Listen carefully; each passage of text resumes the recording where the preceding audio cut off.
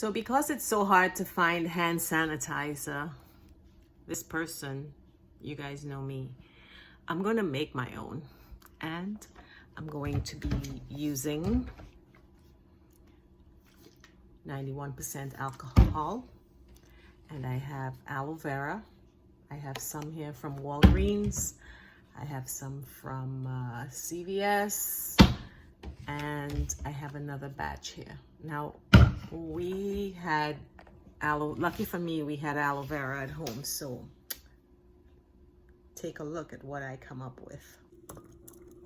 Give it a good stir.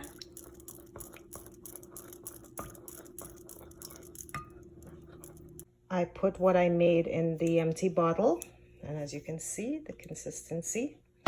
I also put some in this bottle so I can take it portable with me, and I'm going to put some of my essential oils in it. And voila, I have my hand sanitizer to take with me on the go. How cool was that? Fuck you, coronavirus. This is very potent, so a little goes a long way. I'll show you what I mean. Okay. Tiny drop. Maybe 2 drops. That's it. Little goes a long way.